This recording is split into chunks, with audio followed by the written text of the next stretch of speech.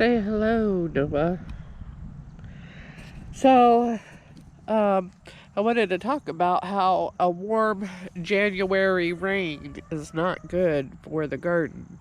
But it is good for the gardener. I've been out, we had a really terrible rainstorm last night.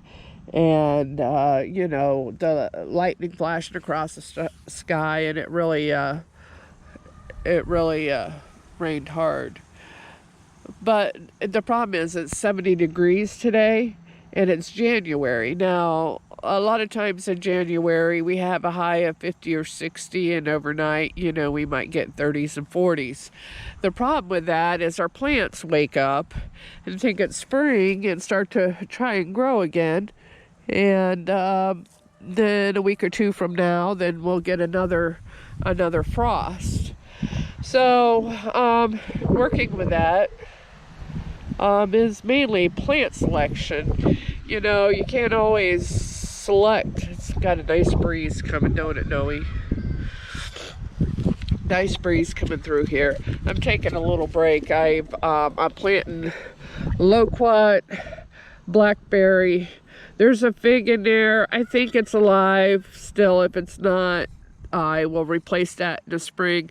And then here I am planting goji berry, loquat, blackberry, fig.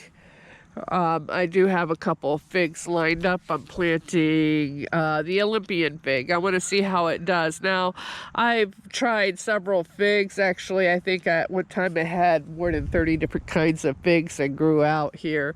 And I've only got several kinds left. So that kind of tells you not all varieties do well here. And part of it too is it's not just a hot weather, and it also the figs have to have a closed end, and with the rain on and off they could explode and sort of make the figs useless.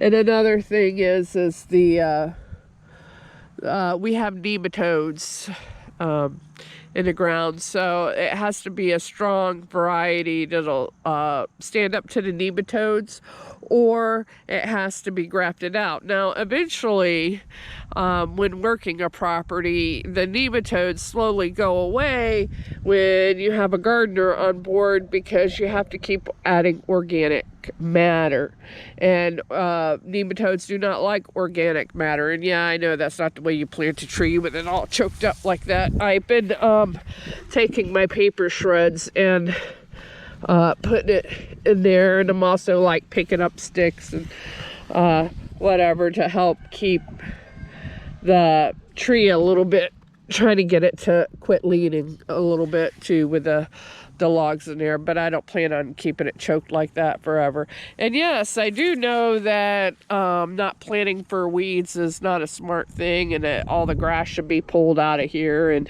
everything should be perfectly plowed. But I don't have a young back, and I don't have tools to mechanically do all this, but I have a dream. I can plant plants. So I can dig and plant plants, and so I'm going to dig and plant plants. And, I'm not going to have blackberries if I don't do this. I'm not going to have goji berries if I don't do this. Not going to have figs or loquats. So, you got to do what you can do and move on, because sometimes when you have a dream and you wait for all the stars to be aligned, and you make these excuses to not do something. Well, for instance, this tree right here was a mental hang-up for me for a long time, and I got it out of this row. I decided to just do this row. I'm going to do this row right here, and that tree ain't in this row, so I can live with that tree being right there. But I think eventually that tree is just going to become part of the garden. I'm going to drag off the logs, and as it slowly rots, and put it in the garden, because it's there. I can't do nothing about it. I don't have the machines, the equipment, the back, whatever. It's there, and I just realized that, if I have to, I'll build a bridge over it, but I'm not going to let it keep me from gardening and following my dream. So I don't know. I hope maybe there's a message in that for somebody. But, you know, a lot of people worry about protecting their plants for the freezes and such. It's not really the freezes that kills a plant. It's the fact that it was sleeping and then it woke up and then now it's freezing again. And there's really no way, I mean, 70 degrees is 70 degrees. There's no way of keeping your plants cooler in order for them to not wake up. So you just really have to be selective and work with resilient plants that you see in everybody's yards. And I'm learning that the hard way a little bit myself too. I've tried to grow the avocados and mangoes and all that stuff. Yeah, they can be grown, but with a lot of effort, that somehow doesn't seem worth it. So, you know, I hope this year you guys follow your dreams and do what you can do towards your dreams every day. Maybe, you know, I'll be able to, what I hope to do is have my nursery open and have people be able to come over here and graze and eat some free fruit while visiting the nursery, so they can see what the plants look like and how they grow without a lot of input, that will truly do well in our area without a lot of input.